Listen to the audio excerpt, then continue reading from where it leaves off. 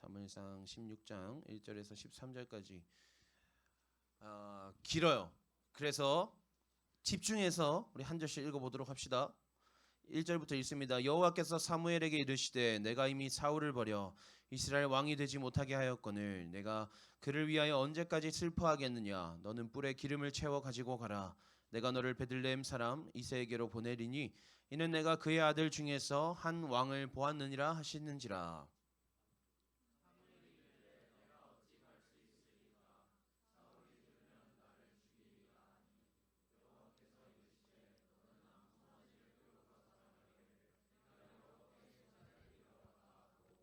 이새를 제사에 청하라. 내가 내게 행할 일을 가르치리니 내가 내게 알게 하는 자에게 나를 위하여 기름을 부을지니라.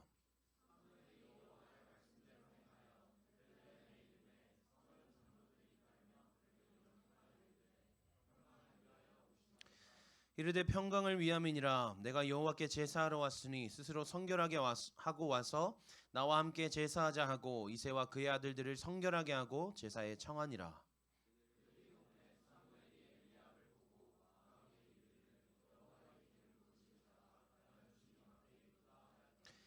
여호와께서 사무엘에게 이르시되 그의 용모와 키를 보지 말라. 내가 이미 그를 버렸노라. 내가 보는 것은 사람과 같지 아니하니 사람은 외모를 보거니와 나 여호와는 중심을 보느니라 하시더라.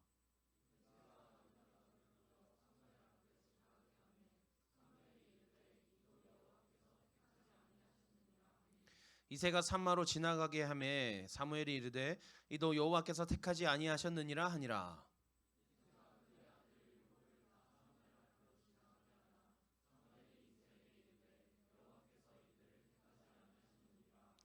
또 사무엘이 이새에게 이르되 내 아들들이 다 여기 있느냐. 이새가 이르되 아직 막내가 남았는데 그는 양을 지키나이다. 사무엘이 이새에게 이르되 사람을 보내어 그를 데려오라. 그가 여기 오기까지는 우리가 식사 자리에 앉지 아니하겠노라.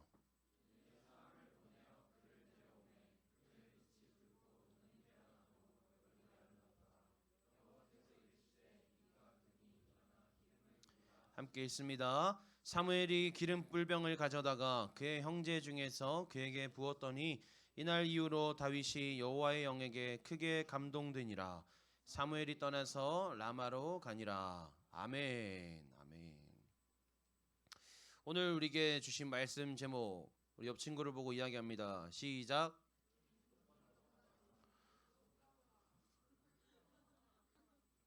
두 눈 어떻게 해라? 똑바로 떠라. 똑바로 떠라. 똑바로 떠라. 사투리를 안 쓸 수가 없어요 이제는. 강사님이 처음에 왔을 때는 이제 사투리 안 쓰려고 했어요. 몰랐죠. 안 쓰려고 했는데 하다가 보니까 하다가 강사님이 어떤 한 인물을 보았어요. 그래서 사투리 쓰기 싫어가지고 이제 나도 이제 서울말 해야지 하면서 열심히 하다가 어떤 사람을 보게 됐는데 그 사람도 저와 같은 대구 출신이에요. 근데 그 사람은 이제 여기 서울 경기 지역에 산지 한 30년, 40년 이렇게 된단 말이에요. 한 30년 넘은 것 같아요. 근데 그 사람은 지금 오늘도 대구에 살고 있는 것처럼 그냥 사투리를 계속 하더라고요. 그래서 그냥 생각했죠. 나도 그냥 해야겠다. 그 사람이 누굴까요? 이찬수 목사님. 이찬수 목사님 보니까 저도 서울 온 지 많이 됐는데 분당 온 지도 그지? 많이 됐는데 이제 계속 사투리를 쓰시길래 나도 괜찮겠다. 그 생각을 하고 나서부터는 이 표준어가 안 나와. 큰일이에요. 내 문이 닫혀버렸어. 표준어의 문이. 아무튼 그래서 두 눈 똑바로 떠라 이 말을 표준어로 못 하겠어요. 강사님 그 오전 예배 때 이렇게 금요 예배 때나 이렇게 찬양하고 나면 이렇게 또 백업 그걸 한단 말이에요. 그러면 뭐냐면 성경 봉독할 때 성경을 읽어야 돼. 그러니까 목사님이 예를 들어서 1절을 읽으시면 2절을 다 같이 읽는데 나는 마이크를 들고 읽어야 돼. 그때마다 막 땀이 나요. 막 이렇게. 막 내 말투가 튀어나올까 봐. 그래 아무튼 갑자기 또 그 생각이 났어요. 그래서 오늘 말씀의 제목은 두 눈 똑바로 떠라. 두 눈 똑바로 떠라. 두 눈 똑바로 떠라 얘들아. 나 찬양하고 나면 눈이 좀 흐려져 이렇게 내가 시야가 흐려져요. 되게 이렇게 항상 그렇더라고. 뭔가 이상해요. 눈이 잘못된 건지. 그래서 여러분들은 두 눈 똑바로 뜨고 오늘 강사님 보세요. 강사님 보세요. 강사님 오늘 설교 자 지금 35분이에요. 35분이에요. 설교 35분에 끝나요. 뭔 말인지 알겠어요? 10시 35분에 끝난다는 말이에요. 네. 네, 그 전에 끝나고 늘 마치는 시간 마칠 거예요, 우리는. 근데 아무튼 설교 길지 않으니까 집중해서 잘 들어보세요. 오늘 말씀 너무너무 우리에게 필요한 말씀. 늘 그렇지만 오늘 더욱 더 그래요. 오늘 두 눈 똑바로 떠. 우리가 두 눈 똑바로 뜨고 바라봐야 될 게 있단 말이에요. 그게 뭔지를 우리가 말씀을 통해서 살펴볼 겁니다. 여러분들 그 강사님이 어느새 온지 어느새 여기 분당 하나교회 온지 그러니까 여러분들을 만난 지 어느새 12, 1, 2, 3, 4, 5, 6, 7, 8 9개월이나 됐어요. 많이 됐죠. 근데 느낌적으로는 한 3년 만난 것 같지 않나? 한 3년이 된 것 같은데 아직 9개월밖에 안 됐더라고요. 9개월 됐는데 여러분들 강사님 처음 봤을 때 어땠어요? 거짓말하지 말고 준익이 솔직하게 말해봐. 처음 만났을 때 어땠는지. 그래 말하지 않는 게 좋겠다. 동희 어때요? 김동희 날 처음 봤을 때 첫인상.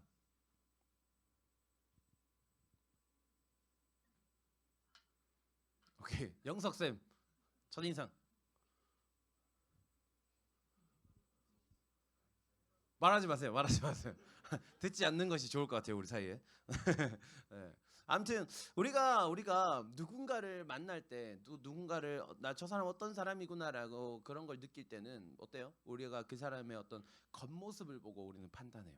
누군가를 바라볼 때 겉모습을 중시한단 말이에요. 저 사람이 그러니까 내가 말하는 겉모습이라는 거는 그 사람의 어떤 외적 배경 모두를 말하는 거예요. 그러니까 그 사람이 어떤 학교를 다니는지, 그 사람의 성적은 어느 정도인지, 그 직업은 무엇이며, 그 사람 뭐 가족들은 어떤 또 일을 하고, 뭐 그 사람 뭐 어떤 아파트에 살고, 어떤 차를 타고 다니고 이런 모든 외적 배경들을 말하는 거예요. 우리는 누군가를 볼 때 그 사람에 대해서 볼 때 그의 겉모습을 본단 말이에요. 그러니까 이렇게 막 앉아 있다가도 예를 들어서 얘들아 내가 이렇게 있는데 나 사실은 고려대학교 출신이야. 고려대학교를 내가 졸업했단 말이야. 고려신학대학교. 고려신학대학교를 졸업했어요. 예. 아무튼간에 그러니까 내가 만약에 고려대학교 졸업했다라고 하면 너희들이 나를 보는 눈이 달라질 거 아니야. 어? 그러니까 나의 그 어떤 좋은 대학의 졸업장을 가지고 너희 나를 딱 볼 때 저 사람은 똑똑한 사람이겠구나. 저 사람은 뭔가 다르겠구나라고 판단할 수밖에 없단 말이에요. 그게 이제 우리가 누군가를 판단할 때 그 겉모습을 바라보는 거예요. 근데 여러분 오늘 성경에 사무엘도 마찬가지예요. 사무엘도 누구를 바라볼 때 겉모습을 보고 판단해요. 어때요? 어떤 상황이 오늘 말씀 상황이 하나님께서 사무엘에게 야, 너 이새의 집에 가라. 이새의 집에 가면 이새 아들들이 있는데 걔네들 중에 내가 왕으로 택한 자가 있으니까 네가 가가지고 그 아들 찾아서 기름을 부어라. 기름을 붓는 게 뭐냐면 왕이나 제사장을 선택할 때에 이제 증표예요. 기름을 부으면 내가 임동희에게 기름을 부으면 이제 얘는 이제 다음 대통령이 되는 거지.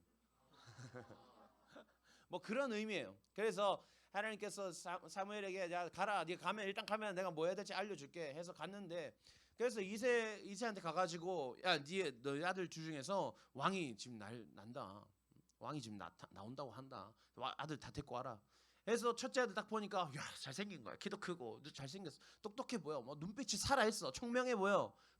사무엘이 생각한 거죠. 네가 바로 왕이 될 상이구나. 이렇게 바로 생각한단 말이에요. 그래서 딱 기름을 부으려고 하는데 하나님께서 뭐라고 말씀하세요? 아니다. 야 아니다. 아니다. 알아들어요 여러분? 걔 아니야. 걔 아니야. 야 사무엘 멈춰. 걔 아니야. 7절 말씀에 뭐라고 되어 있어? 7절 말씀 띄워줄 수 있나요? 7절 말씀. 여호와께서 사무엘에게 이르시되 그의 용모와 키를 보지 말라. 내가 이미 그를 버렸노라. 그러니까 첫째 아들은 꽤 괜찮았어. 겉모습이 좋았어. 누가 봐도 왕이 될 사람이었어요. 그런데 하나님 뭐라고 말씀하세요? 내가 이미 그를 버렸노라. 내가 보는 것은 사람과 같지 아니하니 사람은 외모를 보거니와 나 여호와는 무엇을 보시느니라? 중심을 보시느니라. 너는 지금 야 사무엘아 이 등신아 너 제사장인데 너 지금 두 눈을 어떻게 뜨고 있냐 이렇게 말씀하시는 거예요. 두 눈 똑바로 뜨고 봐야 돼. 내가 보는 거 그거 아니야. 네가 봐야 될 거 그거 아니야 라고 하나님께서 지금 사무엘에게 뭐라 하시는 거예요. 다그치고 계시는 거죠. 두 눈 똑바로 떠야 돼 라고 이야기하시는 거예요. 그 다음 아들이 또 태어나요. 근데 또 사무엘 뭐 괜찮아. 근데 또 아니야. 또 괜찮아. 또 아니야. 다 썼어. 이제 아들 다 썼어. 다 지나갔어. 없는 거야. 하나님께서 말씀 안 해주셔. 뭐지? 이새에게 다시 물어요. 야 이새야 네 아들 이게 다야? 하니까 아 저 시골에 양치고 있는 애가 한 명 있는데 데리고 올까요? 걔는 좀 아닌데 데리고 와라. 걔 데리고 오기 전까지 내가 밥 안 먹는다. 이렇게 사무엘이 기다린 거예요. 그래서 다윗을 데리고 오니까 어떻게 돼 있어요? 12절 13절에 12절에 이에 사람을 보내어 그를 데려오매 그의 빛이 붉고 눈이 빼어나고 얼굴이 아름답더라. 여호와께서 이르시되 이가 그니 일어나 기름을 부으라 하시는지라. 이렇게 되어 있어요. 그럼 우리는 궁금하죠. 그러니까 다윗도 얼굴이 꽤 괜찮았나 봐. 얼굴이 아름답더라 이렇게 되어 있잖아요. 아름답더라. 그러니까 최상급의 표현이에요. 그러니까 그 중에 제일 잘생긴 놈이었다는 거지 사실은.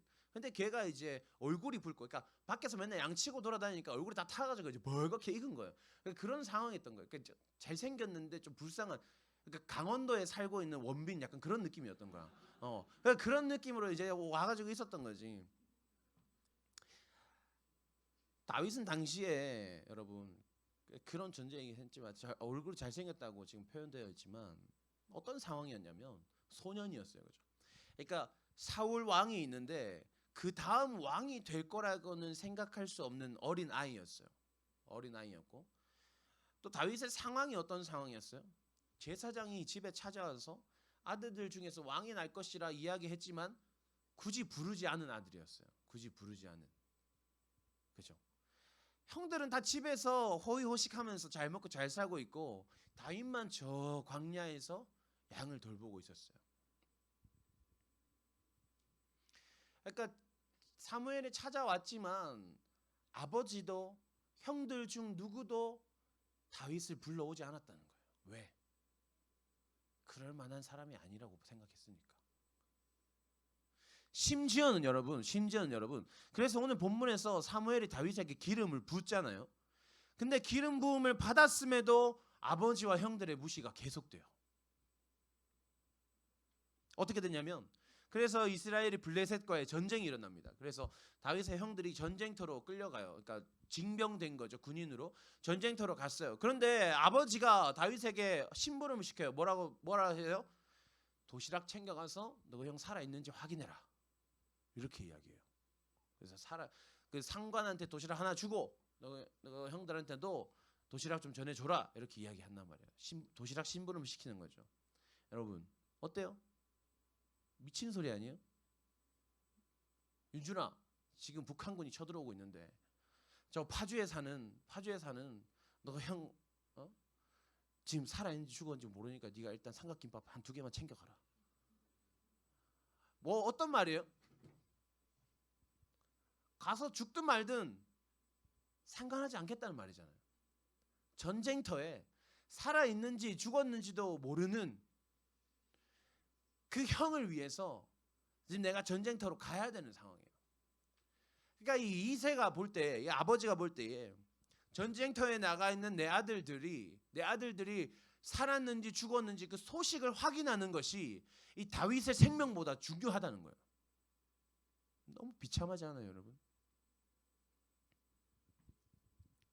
근데 그렇게 해서 다윗이 또 착하니까 갔어요. 예, 아버지 하면서 도시락 들고 갑니다.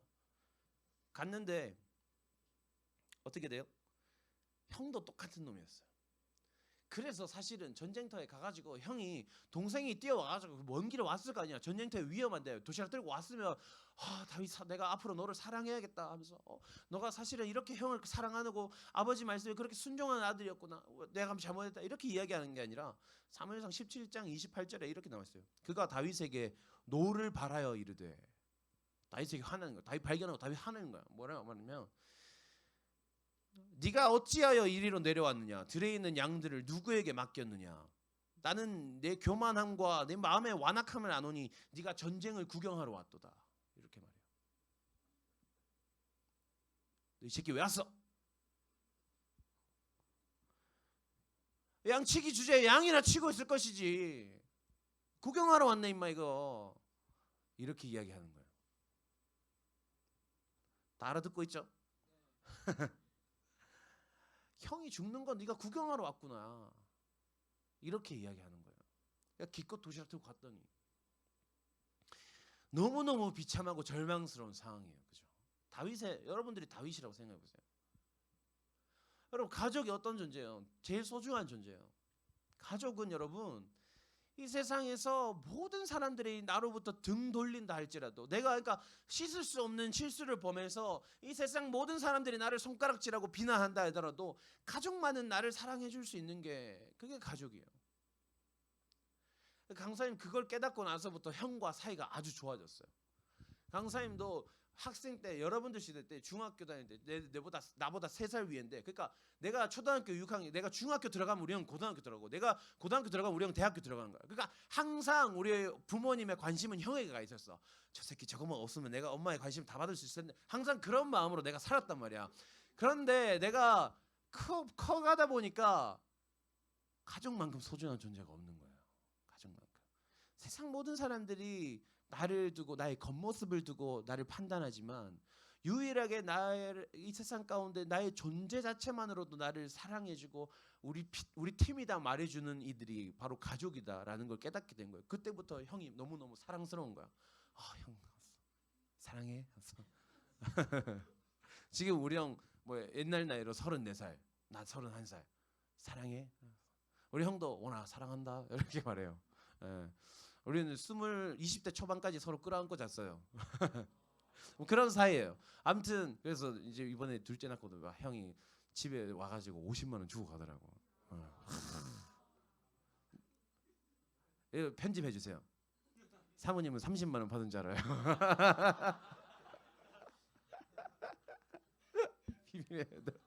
사모님하고 소통하는 거 누구라도 소통하는 거 보이면 내가 가서 목을 쳐버릴 거야.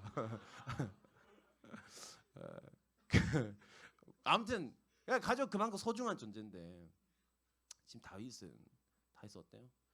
아빠한테 개무시 당하고 기껏 갔는데 형한테 또 개무시 당한 거예요. 그 세상에 내 편이 없어. 세상에 내 편이 없어. 너무너무 비참하고 절망스러운 상태인 거죠.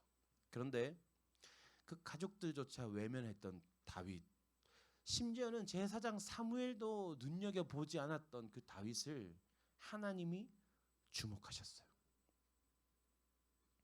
13절 말씀을 보면 다윗이 여호와의 영에게 크게 감동되었다 이렇게 표현되어 있어요. 여호와의 영에게 크게 감동되었다라는 게 뭐냐면 원어를 직역하면 하나님이 다윗을 번영하게 하셨다라는 거예요. 하나님이 아빠에게도 형들에게조차도 외면당하고 무시당하던 그 다윗을 하나님이 번영하게 하셨다. 하나님이 세상 누구도 그를 주목하지 않았고 세상 어떤 구석으로 봐도 그가 아무리 잘난 것이 없는 사람처럼 보였지만 하나님이 그를 선택하셨고 하나님이 그를 번영하게 하셨다라고 오늘 성경이 이야기하고 있는 거예요. 왜 그랬을까? 하나님께서 8절, 7절 말씀에 하나님 나 여호와는 중심을 보느니라 말씀하셨는데 다윗의 중심이 어땠길래 하나님이 다윗을 주목하셨을까? 사무엘상 17장 32절에서 37절 말씀에 어떻게 돼 있냐면 어떤 내용이 있냐면 다윗이 이제 그 전쟁터 갔다가 그런 사실을 발견해요. 골리앗이 나와가지고 야 병신들아 나와라 싸우자 이렇게 해요. 욕을 한단 말이야. 이거보다 더 심한 욕을 했겠지. 야 너희 하나님 믿는다며 하나님 병신이냐? 나랑 싸우자니까 이렇게 하는 거예요. 더 심하게 했을 거란 말이야. 내가 유화한 거예요. 지금 미화한 거예요. 더. 그러니까 그런 상황이에요. 다윗이 그걸 보고 열받아요. 그래서 사울 왕에게 가요. 사울 왕이 가가지고 내가 싸우겠습니다. 내가 가겠습니다. 군인 여러분 많은데 다 뭐하노? 내가 가겠다. 한 거예요. 그러니까 사무엘이 말리죠. 야 너 쪼만한 게 까불지 마 이렇게 하는 거예요.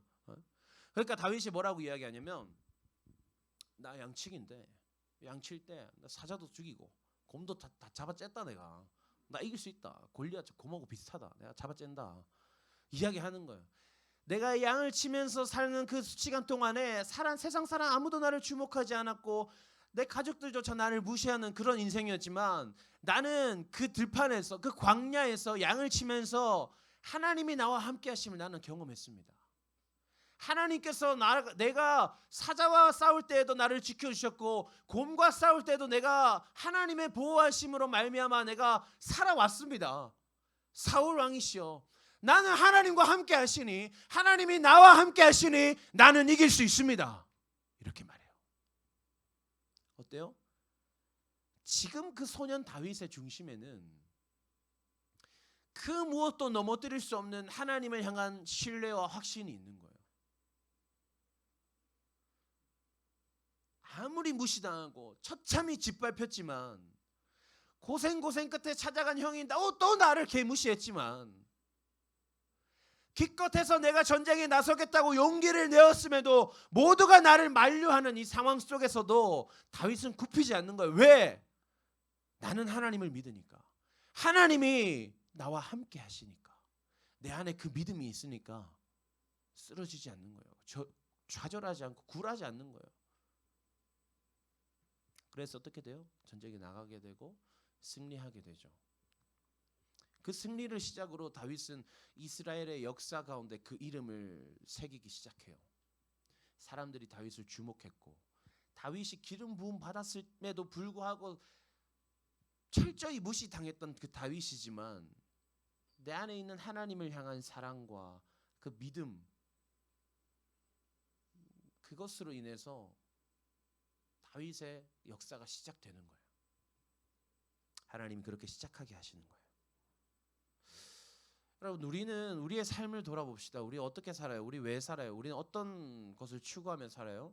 우리는 사람들에게 인정받기 위해 살아요. 우리의 마음이 어쩔 수 없어요. 우리는 누군가에게 인정받고 싶어요. 강도사님도 누군가에게 인정받고 싶어요. 강사님 이제 맨날 설교하면, 이제 수요 예배 때 설교하면 항상 집에 가면서 아내한테 전화해요. 들었나? 잘하더나 항상 물어봐요. 그러니까 못했어도 물어봐요. 왜? 위로받고 싶으니까. 그러니까 괜찮았다고 위로받고 싶고 인정받고 싶고 그런 마음이 있는 거예요. 항상. 뿐만 아니고 금요 예배 때 강사님 찬양을 한단 말이에요. 찬양 인도를 하고 나면 예배 마치고 사무실로 딱 올라가면 담임 목사님께서 집에 가시면서 강사님에게 한마디를 하세요. 수고했어? 이렇게. 근데 그 말을 안 하시면 마음이 불안해요. 오늘 내가 실수했나? 오늘 내가 잘못했나? 우리의 마음이 어쩔 수 없나 봐요. 인정받고 싶어요. 우리는 누군가의 인정을 받기 위해 살아가요. 그래서 우리의 겉모습들을 막 치장하려고 해요. 우리의 성적이 높아지기를 원하고 우리가 좋은 학교에 가기를 원해요. 왜? 사실 나의 삶은 거기에 중심이 있지 않은데 다른 사람들이 나를 볼 때 괜찮은 사람이어야 하니까 우리는 그렇게 살고 싶어요. 그런데 여러분 기억해야 돼요. 진짜 우리의 인생을 평가하시는 분은 하나님이시는 거예요.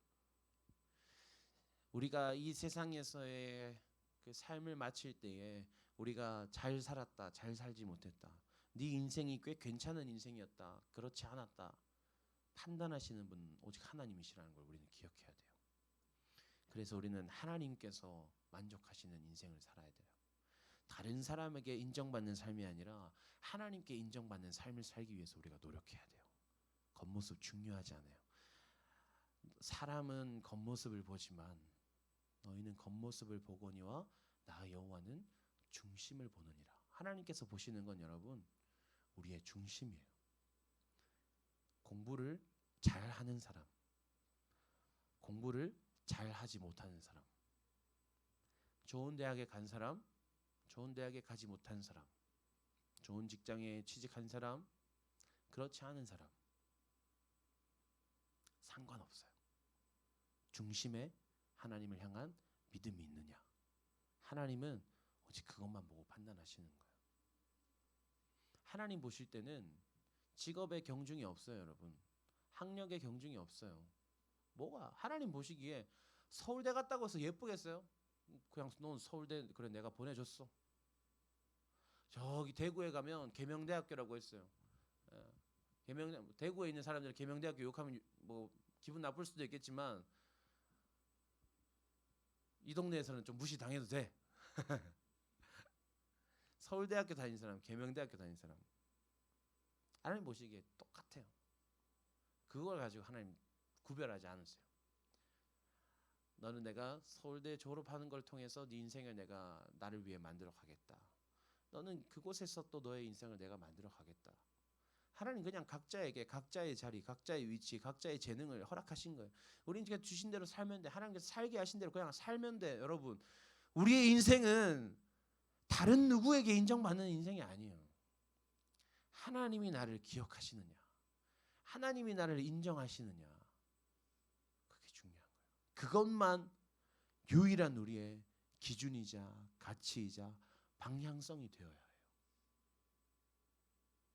2학기가 시작했어요, 여러분. 2학기 때 또 여러분들 또 시험이 있을 거고, 또 우리 고3들은 수능이 있고 입시가 있어요.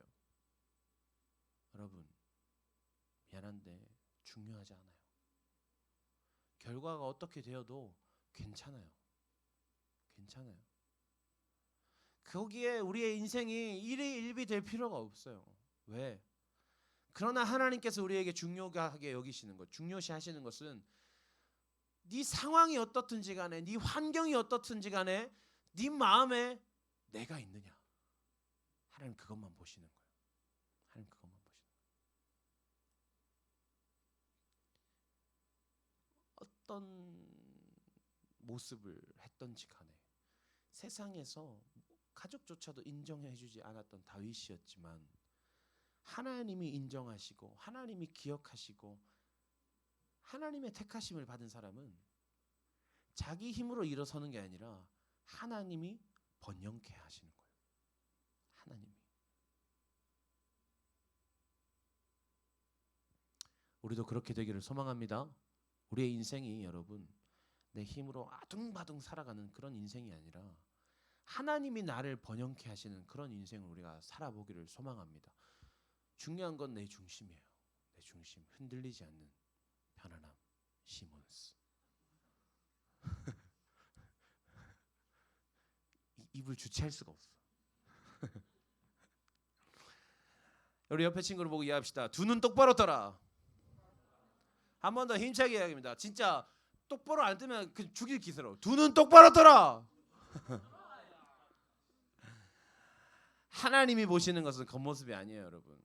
하나님이 주목하시는 것을 우리도 주목할 수 있기를 소망합니다. 하나님은 나의 겉모습을 중요시하지 않으세요. 하나님 내 중심을 보세요. 내 중심을 여러분 두 눈 똑바로 뜨고 다시 살펴보세요. 다시 살펴보세요. 내 중심에 하나님이 있는가. 거기에 주목할 수 있는 우리가 되기를 소망합니다. 아멘. 우리 함께